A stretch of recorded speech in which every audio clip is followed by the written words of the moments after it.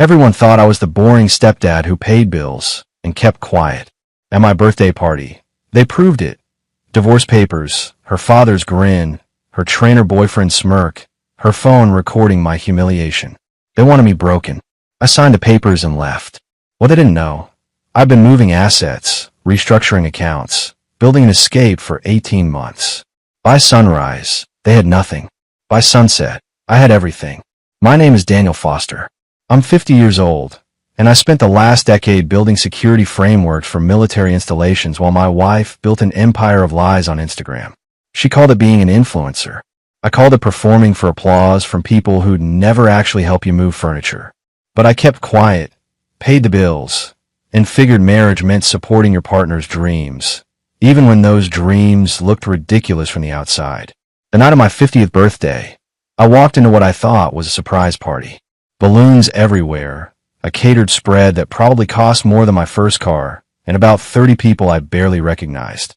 Most of them were Jessica's followers, the ones she'd converted into real-life friends, which basically meant they showed up when there was free food and photo opportunities. My stepson Owen was there with his college buddies, all of them looking at their phones. Emma, my stepdaughter, stood in the corner with her arms crossed, the only person in the room who looked uncomfortable. That should have been my first clue. Jessica's father, Richard, stepped forward before I even got my coat off. He was grinning like a man who'd just won a bet, holding a manila envelope in his weathered hands. Behind him, Jessica had her phone up, already recording. The smile on her face was too wide, too bright, the kind of smile that doesn't reach the eyes. "Happy birthday, Daniel," Richard said, his voice carrying across the room. The conversations died down. Everyone turned to watch. He handed me the envelope. I looked at Jessica, confused. She kept filming, that frozen smile, never wavering. "Open it," she said, her voice sing-songy, like she was talking to a child. I opened it. Divorce papers. My name, her name, everything already filled out. Her signature was already there, dated 3 days earlier. I looked up at Richard. He was still grinning. "Your replacement's ready," he said, loud enough for everyone to hear. He gestured toward the kitchen doorway. That's when Kyle walked out. Jessica's personal trainer. The guy had helped get certified 2 years ago when he couldn't afford the exam fees. He was holding a beer, leaning against the doorframe like he owned the place. He raised the bottle toward me in a mock toast. The room went silent except for the sound of Jessica's phone capturing everything. She was still smiling, still recording, waiting for me to explode, to give her the viral moment she wanted. The humiliated husband, the dramatic meltdown, the content that would get her 1 million views and a dozen sponsorship offers. I pulled a pen from my jacket pocket, the same pen I used to sign off on multi-million-dollar defense contracts. I flipped through the papers, found the signature lines, and signed. No hesitation, no speech, just my name in blue ink. Richard's grin faltered. Jessica lowered her phone slightly, confused. I handed the papers back to Richard, looked at Jessica one last time, and then walked toward the door. Not through the living room where all her friends were gathered, but straight through the hallway, past the kitchen where Kyle stood looking suddenly less confident, and out the back door into the October night. Behind me, I heard Jessica's voice, higher now, uncertain. "Wait, that's it. Daniel, come back. We need to talk about this." I didn't turn around. I just kept walking. Because when someone hands you a grenade and calls a party favor, the smartest thing you can do is let them hold it when it goes off. I didn't go to a hotel. Hotels have paper trails, credit card receipts, locations that can be tracked. Instead, I drove 2 hours north to a hunting cabin that belonged to an old army buddy. He'd given me the key years ago, told me he was there if I ever needed to disappear for a while. At the time, I thought he was being dramatic. Turns out, he knew something I didn't. The cabin was basic. Wood stove, cot, propane lamp. No internet. No cell service unless you climbed the hill behind the property. Perfect. I sat there that first night, wood burning in the stove, and started making calls. Not to Jessica. Not to explain, or argue, or beg. Those chapters were closed the moment I signed those papers. First call was to my bank. The joint accounts we'd maintained for 10 years got frozen within the hour. Not emptied, frozen. I learned a long time ago that the best defense was an offense. It was making your opponent think they still had access to something they didn't. Jessica could see the balances on her app, could see the money sitting there, but the moment she tried to transfer or withdraw, the system would flag it for verification. Verification that required both signatures. Signatures she'd never get. Second call was to Tom Brennan, my attorney. Not the family lawyer Jessica had picked 3 years ago. My attorney, the one I'd kept on retainer through my defense contracting work, the one who specialized in asset protection and federal compliance. Tom had been expecting my call. I'd warned him 6 months ago that things were heading this direction. The papers are signed, I told Tom. Good, Tom said on the other end. His voice was calm, professional. Then we moved to phase 2. I'll file the amendments tomorrow morning. Everything we restructured last year becomes active. Phase 2. That was the part Jessica didn't know about. The part where the house she thought we owned together was actually titled under my consulting LLC. The part where the cars, the investment accounts, the retirement funds, all of it had been quietly, legally restructured over the past 18 months. Every document she'd signed without reading. Every paper she'd waved off because she was too busy curating her aesthetic had been a brick in the foundation of her own irrelevance. By the time the sun came up, my old phone number was disconnected. The email addresses she knew were deactivated. My social media accounts, the ones I barely used anyway, were deleted. I wasn't hiding. I was erasing the version of myself she thought she knew. The third day, I drove into town and bought a burner phone. Just one call to make. I dialed Emma's number. She picked up on the second ring. Daniel. Her voice was small, uncertain. Yeah, kiddo, I said. It's me. Are you okay? Mom's been freaking out. She keeps saying you stole everything. She called the police, but they said. I interrupted gently. Emma, listen to me. I didn't steal anything. I just stopped letting her take what was mine. There's a difference. Silence on the other end. Then, quietly, I knew something was wrong. At the party, I tried to tell her not to do it. I know you did, I said, and I appreciate that. But this isn't about you or your brother. This is between me and your mom. Owen's being a jerk about it, Emma said. He keeps saying you abandoned us. I closed my eyes. Owen, 19 years old and still convinced the world owed him something. What do you think, Emma? Another pause. I think she pushed you too far. I think she thought you'd just take it, like you always did. Smart kid. Always have been. Stay out of it, Emma. Don't pick sides. Just take care of yourself. Will I see you again? She asked. Yeah, I said. When the dust settles. I promise. I ended the call and crushed the SIM card under my boot. Then I climbed back into my truck and headed west, toward the next phase of a plan I'd been building for longer than Jessica ever realized. Jessica's Instagram story appeared 3 hours after I left. I watched it from Tom's office while we reviewed legal filings. She sat on our couch, perfectly lit, makeup flawless despite the manufactured tears. I don't usually get this personal, Jessica said, her voice breaking on cue. But I need to be real with you guys. My husband just walked out on our family, signed divorce papers, and left without a word. The comments flooded in. Support, sympathy, outrage on her behalf. None of them asking the right questions. Tom looked at me over his reading glasses. He was 63, built like a retired boxer, gray hair cut military short. He'd handled asset protection for 3-star generals. A lifestyle blogger didn't intimidate him. She's setting the narrative, Tom said. Let her, I replied. Words are cheap. Documents aren't. Tom slid a folder across his desk. Inside was everything. The house deed showing Foster Defense Consulting LLC as owner. Vehicle registrations under the business. Investment accounts restructured through corporate entities Jessica had signed off on without reading. The business loan for a studio, Tom said, tapping a document. $40,000. She co-signed last year. I remembered. Jessica wanted a content creation studio in our garage. Professional lighting, backdrops, the works. I'd suggested a business loan for better rates. She'd signed without reading. Secured against future earnings from her social media accounts, Tom continued. Since you're divorcing and the business was marital property, the debt transfers to her. No guilt. No satisfaction. Just cold logic from a man who'd been planning while she'd been posting. Her father's going to be a problem, I said. Tom smiled without warmth. Richard's credit cards are linked to a vendor account through your consulting network. We closed it this morning. He'll have an interesting conversation with Visa in 48 hours. I raised an eyebrow.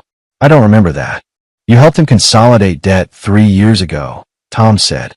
Made yourself an authorized user for estate planning. When you removed yourself yesterday, his accounts flagged for review. Richard, the man who'd handed me divorce papers with a grin. The man who'd told me I was nothing without his daughter. About to discover what nothing actually looked like. My burner phone buzzed. Unknown number.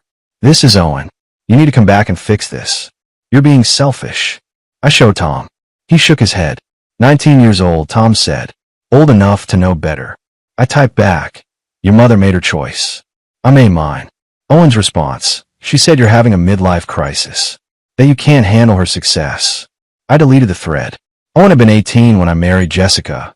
Already half raised. I tried. Paid for college. Helped with internships. Taught him basic life skills. He tolerated me at best. Emma was different. Emma had been 8. Young enough to need a father. I'd coach her soccer. Help with homework. Been there. Emma saw through her mother's act. Owen lived in it. The wedding, Tom said, pulling another file. Owen's wedding. 3 weeks ago, I'd written a $38,000 check for venue, catering, photographer. Jessica insisted it was our responsibility as parents. Check drawn from the business account, Tom said, coded as a corporate gift. Taxable to Owen as income unless repaid within 90 days. I stared at him. And after 90 days, IRS gets involved. Owen owes taxes on $38,000 he never received in cash. Can he pay that? Tom's expression answered. Owen worked part-time at a sporting goods store, barely passed his classes. I should have felt guilty. Instead, I remembered Owen filming me at the party, posting it to Snapchat with the caption, "Stepdad couldn't handle it." Let it ride, I said. Kyle lasted 6 days. Emma told me over the phone, her voice low from a friend's house. The personal trainer who was supposed to be Jessica's upgrade bailed when the electricity got shut off. Mom's saying it's a mistake, Emma said. But I saw the letter. Non-payment. What's Owen saying? I asked. Emma's voice went flat. That you're sabotaging her. Being vindictive. He moved back home to support Mom. I sat in the cabin, watching November snow fall through pines. Quiet. Cold. Honest. Everything my marriage hadn't been. Emma, listen, I said. I'm not sabotaging your mother. I'm just not protecting her from her own choices anymore. I know, Emma said quietly. She never paid attention to anything. Bills, accounts, paperwork. You handled it, and she assumed you always would. 16 years old, and already seeing what her mother couldn't. Where's Kyle? I asked. Left yesterday. Packed his gym bag during one of Mom's Instagram lives. You could see him in the background, walking out while she talked about manifesting abundance. I almost laughed. And Richard? Grandpa's not talking to Mom. His credit cards got canceled. He came over yelling about his credit rating. Mom tried calming him down, but he kept saying she shouldn't have trusted you with money. The irony. Richard handed me divorce papers smiling, now angry that the same planning he'd mocked extended to his finances. Mom's planning to sell your stuff, Emma said, voice shifting. Tools, books, furniture. She says it's community property. It's not. Everything's titled to my business. She doesn't know that. She posted about a garage sale this weekend. I checked Jessica's Instagram. There it was. Photos of my workshop equipment, military memorabilia, my grandfather's woodworking tools. Moving on means letting go. Garage sale Saturday. Everything must go. Her followers ate it up, none knowing she was about to commit theft. I called Tom. She's selling my property. Tom read the post. Bold. Stupid but bold. Can we stop it? We can let her try. Saturday came. Emma texted updates. Jessica set up tables. Price tags on everything. Owen manned the cash box. At 10:15, 2 officers arrived. Professional and polite. They had a cease and desist order plus documentation proving every item was business property belonging to Foster Defense Consulting LLC. Jessica argued. Owen argued. The police only care about documentation. Tom had provided it in triplicate. The garage sale ended. The crowd left. Jessica stood in the driveway, surrounded by property she couldn't sell, filming a tearful story about me using legal technicalities to harass her. Emma sent a photo. Jessica sitting on the garage floor, crying. Owen standing awkwardly nearby. Caption. This is getting sad. It was sad, but not for the reasons Jessica thought. That evening, Tom sent another document. Owen's wedding venue had refunded the $15,000 deposit to my business account. They'd called to confirm details, couldn't reach me. Tried Jessica. She told them the wedding was canceled due to family circumstances. Except the wedding wasn't canceled. Owen still planned to marry in December. He just didn't have a venue anymore, and the deposit was in an account he couldn't touch. He'll figure out eventually, Tom said. How long? Venue will send final notice in a week. When they don't get confirmation and payment, they'll book someone else. Owen, who filmed me signing papers for laughs. Owen, who called me selfish. Owen, about to learn actions had consequences. I should have felt guilty. Mostly I just felt tired. Tired of being the safety net for people who never appreciated it. 3 weeks after I walked out, I got a call from an old contact at the Defense Logistics Agency, Colonel Sarah Hendricks.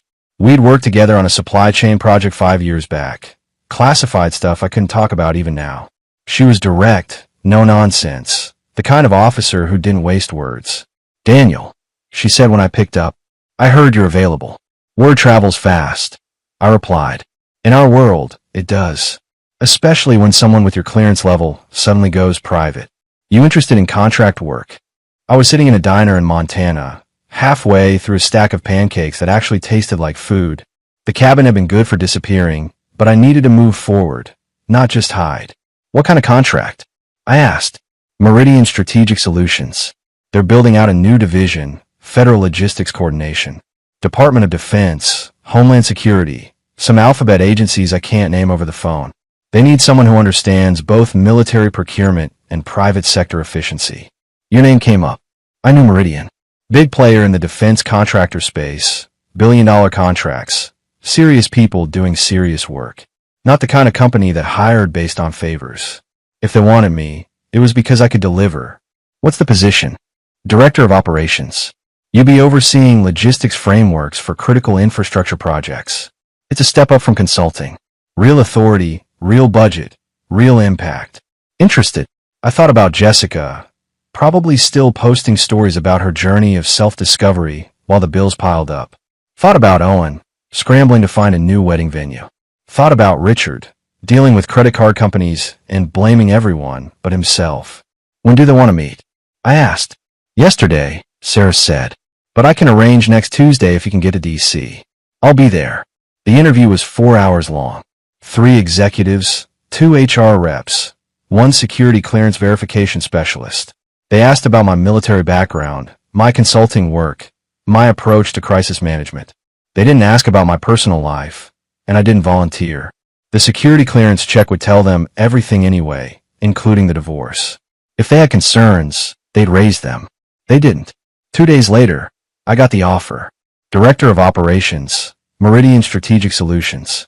Base salary that made my consulting rate look like pocket change, plus performance bonuses, stock options, and benefits that would make a senator jealous. I accepted. By the time I signed the paperwork and started the onboarding process, it was mid-December. I'd been gone from my old life for exactly 6 weeks. In that time, I disappeared, restructured everything, and landed a position that put me in rooms with people who made decisions that affected national security. Meanwhile, according to Emma's texts, Jessica was trying to negotiate with the power company to turn the electricity back on. Owen had moved his wedding to a community center that cost a fraction of the original venue, but looked like a high school gym, and Kyle had apparently started dating one of Jessica's former friends. The same friend who'd been at the birthday party, laughing while I signed the papers. Mom's not handling it well, Emma texted. She keeps posting about betrayal and karma, but the engagement on her posts is way down. People are getting bored of the drama. I didn't respond to that. I just sent Emma my new address, my new phone number, and told her she was welcome to visit any time. She was the only one who deserved that invitation. The day I moved into my new apartment in Arlington, Virginia, I got a message from Tom. A photo attachment. It was a screenshot from Jessica's Instagram, dated that morning. She was sitting in what looked like a coffee shop. Makeup perfect despite the sad expression. Caption reading. Sometimes the people you thought would never leave are the ones who teach you the hardest lessons about self-worth. The comments were split. Half supportive, half skeptical. One comment stood out. Girl, didn't you literally film yourself laughing at him while he signed divorce papers? Maybe the lesson is yours to learn. Jessica had deleted that comment within minutes, but but screenshots lived forever. The internet never forgot. I put my phone down and looked around my new apartment. Clean, modern, empty of memories. Outside the window, the city hummed with purpose and motion. Inside, I felt nothing but quiet satisfaction. Not revenge. Not vindication. Just the simple truth that some chapters end exactly the way they're supposed to, even if the people in them never see it coming. Owen's wedding happened on a cold Saturday in mid-December. I wasn't invited, obviously. But Emma called me that evening, her voice tight with something between anger and exhaustion. "You need to know what happened," Emma said. I was in my new apartment, unpacking boxes, my life in cardboard, waiting to be reassembled. I stopped and sat down. "Tell me," I said. Owen tried to give a speech at the reception about family and support and being there for each other. He got about 3 sentences in before he started crying. Not happy tears. Angry tears. I stayed quiet. Let her continue. "He blamed you," Emma said. "Said you abandoned us. Abandoned him. That real fathers don't walk away."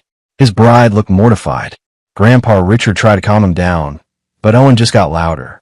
Started listing everything you'd done for him. The college tuition, the car repairs, the wedding deposit, all of it. Then he said, "And he threw it all away because Mom wanted to be happy." Emma paused. I heard her take a breath.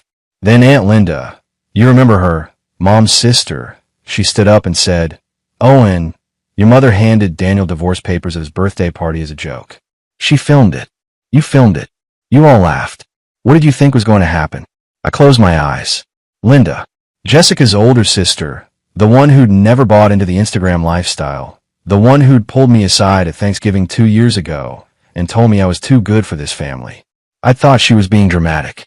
She wasn't. "What did Jessica do?" I asked. "Mom tried to defend herself," Emma said. "Said it wasn't like that, that you'd been emotionally distant, that the divorce was mutual." Linda just laughed. Actually laughed.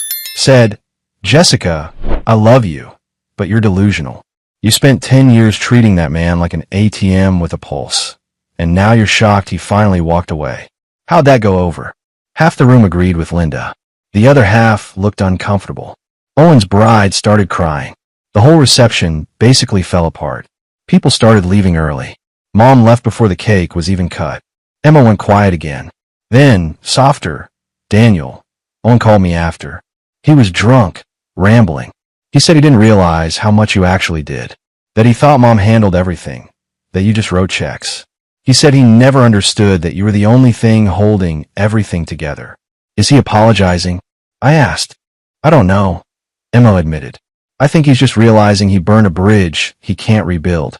The tax bill from that wedding gift you gave him, it hit last week. He owes $11,000 to the IRS by April. His wife doesn't know yet. $11,000. The tax on $38,000 in gift income that was never repaid to the business. Exactly what Tom said would happen." "Emma," I said carefully, "I need you to understand something. I didn't do this to punish Owen. I did this because I was tired of being used. The tax bill, the lost deposit, all of it, those are consequences of choices Owen made. He chose to mock me. He chose to take without appreciation. He chose his mother's narrative over reality." "I know," Emma said. "I'm not asking you to fix it. I'm just telling you what's happening. Because you deserve to know that people are finally seeing the truth." After we ended the call, I sat in the darkness of my new apartment and thought about Owen. 19 years old, married, facing a tax bill he couldn't pay because he'd never bothered to read the paperwork or ask questions. He'd assumed, like his mother, that I'd always be there to catch him. Now he was learning that assumptions were expensive. My phone buzzed. A text from an unknown number. I almost deleted it, then saw the message. "This is Linda, Jessica's sister. I have your number from Emma. I owe you an apology for not speaking up sooner. You were the best thing that happened to this family, and they threw you away like garbage. I'm sorry." I stared at the text for a long moment. Then I replied, "You don't owe me an apology.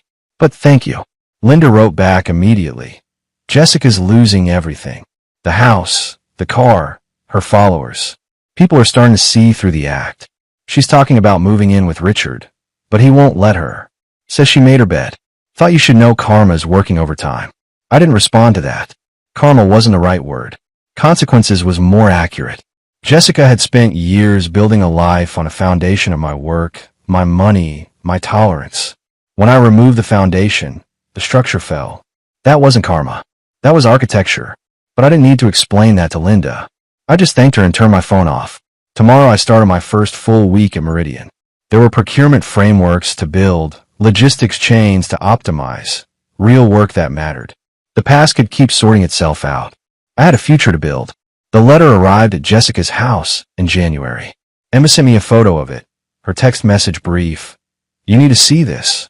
It was from a debt collection agency. The $40,000 business loan for Jessica's content studio, the one she'd co-signed without reading the terms, had gone into default after 3 missed payments.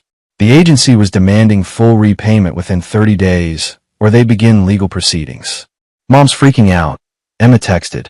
She keeps saying there must be a mistake, that the loan was supposed to be joint, that you should be paying half. I was in my office at Meridian, reviewing logistics protocols for a Department of Defense contract. Professional. Focused. The kind of work that required precision and clear thinking. I put my phone down and got back to it. That evening, Tom called. Jessica's attorney reached out. Some kid fresh out of law school, probably working for free or next to nothing. He's claiming the loan documentation is fraudulent, that Jessica didn't understand what she was signing. She signed it in front of a notary, I said, with witnesses, after I explained exactly what it was. I know, Tom said. I told him that. I also told him we have video footage from the bank showing her signing the documents and audio recording of you explaining the terms. He went quiet after that. Video footage. I'd forgotten about that. Most banks recorded their loan signing sessions for liability purposes. Jessica had been so focused on her phone that day, scrolling through comments on her latest post while the loan officer walked through each page. I'd stopped twice to ask if she was paying attention. She'd waved me off both times. What's he asking for? I asked Tom. Settlement. Wants you to cover half the debt. Says it's the right thing to do. No, I said simply. That's what I told him, Tom replied. He threatened to take it to court. I told him to go ahead. We'd love to show a judge the footage of his client, ignoring the loan officer's explanations. He hung up. I went back to my work. 2 weeks later, Emma called instead of texting. Her voice was strained. Mom sold her jewelry, Emma said. The stuff Grandma left her. The pearls, the diamond earrings, everything. She got $8,000 for it. It's not nearly enough. Where's Owen? I asked. Owen's dealing with his own problems. The IRS sent him another letter about the tax bill. His wife found out. She's not happy. They're fighting constantly. And Richard? Emma's laugh was bitter. Grandpa told Mom she's on her own. Said he warned her about marrying you. Said he warned her about the divorce stunt. Said she made her bed. He's not helping. Richard, the man who'd grinned while handing me divorce papers, who'd called me nothing, who'd celebrated my humiliation, now refusing to help his own daughter because his credit was ruined and his pride was wounded. Emma, I said carefully, I want you to know something. None of this is your fault, and none of this is your responsibility to fix. I know, Emma said quietly, but it's hard watching it all fall apart. She's still my mom. She is, I agreed. But she's also an adult who made adult choices. You can love her and still let her face the consequences. After we hung up, I sat in my apartment thinking about Jessica, about how she'd spent 10 years building an image, a brand, a performance of success, and how quickly it had all collapsed when the foundation disappeared. She'd thought I was the scaffolding holding up her life. She'd been wrong. I'd been the entire structure. Without me, there was nothing but empty air and the long fall down. 3 days later, Jessica filed for bankruptcy. Emma sent me the court documents. Chapter 7. Complete liquidation. The house would be sold, though since it belonged to my business, she wouldn't see a penny from it. Her car was already gone. Her credit was destroyed. The lifestyle blogger who documented her perfect life for thousands of followers was now documenting her financial collapse, though she called it a journey of radical simplification. The comments on that post were brutal. People weren't buying it anymore. They could smell the desperation, the performance, the lies wrapped in spiritual language. Her follower count dropped another 2,000 in a week. I felt nothing reading those documents. No triumph, no sadness, nothing. Just a quiet certainty that Jessica had finally run out of other people's money to spend. Owen called me in late January. I almost didn't answer, but curiosity got the better of me. Daniel, Owen said when I picked up. His voice was different, smaller, missing the cocky edge it used to have. I need to talk to you about something. Go ahead, I said. The tax bill. From the wedding money. I can't pay it. My wife and we've been trying, but it's $11,000 and we just don't have it. The IRS is threatening to garnish my wages. I waited. Didn't fill the silence. I know I messed up. Owen continued. At your birthday party, at my wedding, all of it. I was a jerk. I didn't appreciate what you did for us. I just thought it was normal, that stepdads just paid for stuff. I didn't realize you were choosing to do it. And now you're calling because you need money, I said. No, Owen said quickly. I mean, yes, I need help. But that's not why I'm calling. I'm calling because I owe you an apology. A real one. What we did to you at that party was cruel. Mom thought it would be funny, that you'd just sign and we'd all laugh, and everything would go back to normal. She didn't think you'd actually leave. She didn't think I had the spine to leave. I corrected. Owen was quiet for a moment. Yeah, that's more accurate. She thought you were trapped. That you needed us more than we needed you. She was wrong. Yeah, Owen said. She was. And I'm sorry. For filming it. For posting it. For laughing. I'm sorry. I looked out my window at the Virginia skyline. Clear day, cold, honest. Owen, I appreciate the apology. But it doesn't change anything. The tax bill is yours to handle. The consequences are yours to live with. I know. Owen said. I'm not asking you to fix it. I just wanted you to know that I get it now. Why you left. Why you did what you did. You weren't being vindictive. You were just done being used. That's right, I said. Can I ask you something? Owen's voice shifted. Did you ever actually care about us? About me and Emma? Or were we just part of the package deal with Mom? I thought about that question. About soccer practices and homework help and teaching him to drive. About late-night talks and college application essays and the day he got his first real job. About all the moments Jessica had been too busy filming to notice. I cared, I said. But caring doesn't mean letting someone use you. And it doesn't mean you owe someone your entire life just because you helped them grow up. Owen made a sound that might have been a sob. I ruined it, didn't I? Any chance we had of staying in touch. I ruined it. You made choices, I said. Actions have consequences. You're learning that now. Is there any way to fix it? Owen asked. Between you and me? I don't know. Maybe with time. But the tax bill? That's on you. Figure it out. I hung up before he could respond. Not out of anger, but out of finality. Owen needed to learn that apologies didn't erase consequences, that regret didn't mean rescue. He'd spent 19 years watching his mother manipulate people with emotions, and assumed it would work for him too. It wouldn't. Not with me. Not anymore. That night, Emma called. Owen told me he talked to you. He did, I said. He's been crying for an hour, Emma said. His wife is talking about leaving if they can't fix their finances. He's falling apart. Emma, I need you to hear me clearly, I said. Owen's problems are not your problems. They're not mine either. He made choices. He laughed at me. He mocked me. He took everything I gave and never once showed gratitude. Now he's facing consequences. That's not cruel. That's life. Emma was quiet. Then, I know. I just wish it didn't have to be this hard. It wouldn't be this hard if people had been honest from the start, I said. But they weren't. So here we are. After I hung up, I sat in the quiet of my apartment and thought about family. About how it's supposed to be built on trust and respect and mutual support. About how Jessica had built hers on performance and manipulation and assumed compliance. About how that structure was now collapsing under its own weight, taking down everyone who'd bought into the act. I'd gotten out before the collapse. Emma was getting out too, planning her escape to college. Owen and Nash were still inside, scrambling in the wreckage, finally understanding that the man they dismissed had been the only thing holding it all together. But that wasn't my problem anymore. I had a life to build, and I was building it on solid ground this time, with no performances, no lies, no foundations made of someone else's patience. Spring came to Virginia with the kind of gentle warmth that made you forget winter ever existed. I'd been at Meridian for 4 months, and the work was everything Sarah Hendricks had promised. Real authority, real impact, the kind of projects that made a difference beyond quarterly earnings reports. Colonel Hendricks stopped by my office one afternoon in March. She didn't knock, just walked in with 2 cups of coffee and set one on my desk.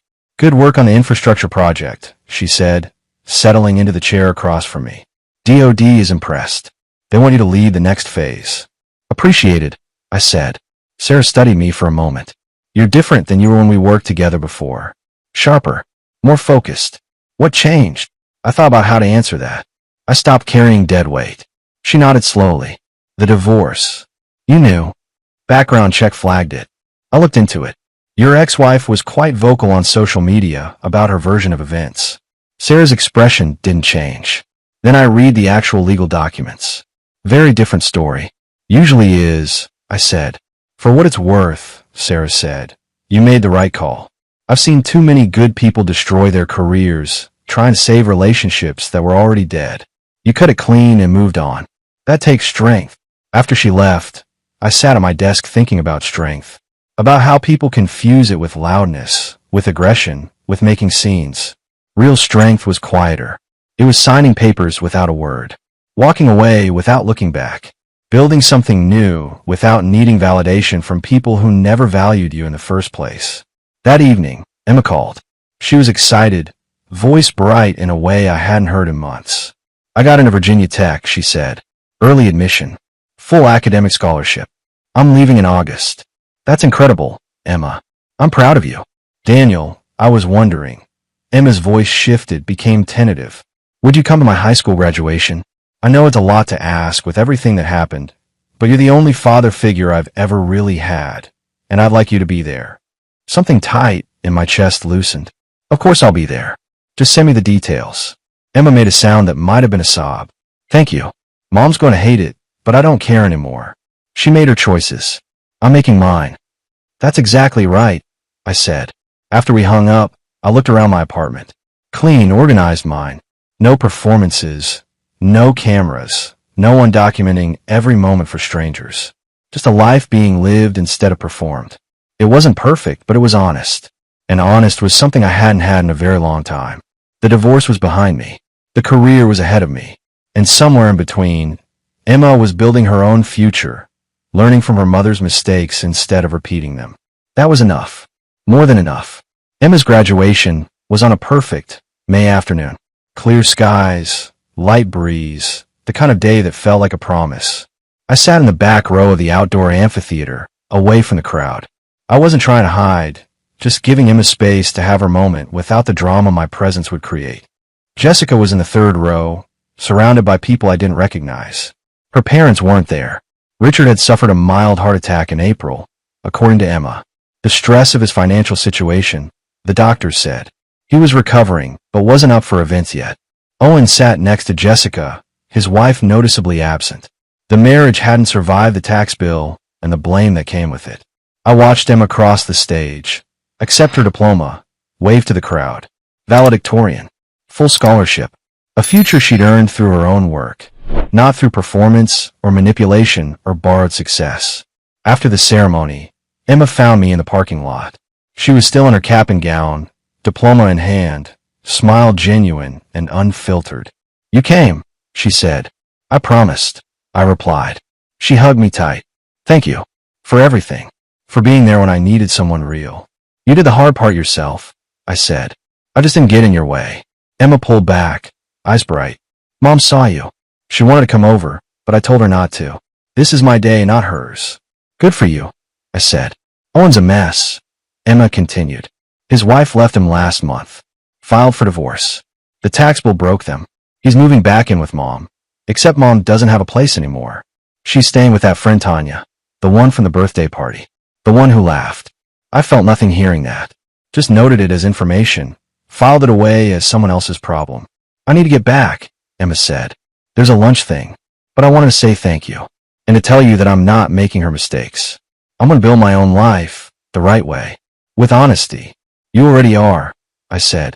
I watched her walk back toward the crowd, toward whatever came next. Then I got in my truck and drove away from that town, that life, those people who'd never valued what they had until it was gone. 3 months later, I met someone. Her name was Rebecca. She was a project manager at a defense contractor, sharp and competent and honest. We met at a conference, started talking about logistics frameworks, ended up talking until the hotel bar closed. She didn't ask about my past until our third date, and when I told her the simple version, she just nodded and said, "Sounds like you got out at the right time." No drama. No performance. Just two adults building something real on a foundation of mutual respect. Emma came to visit that fall, right before her first semester started. She met Rebecca, approved immediately. She's real, Emma said after dinner. Not like Mom. Real. Yeah, I said. She is. A year after I walked out of that birthday party, I stood in my office at Meridian looking at a commendation from the Secretary of Defense. Recognition for outstanding work on critical infrastructure projects. My name on a plaque that would hang in Pentagon hallways.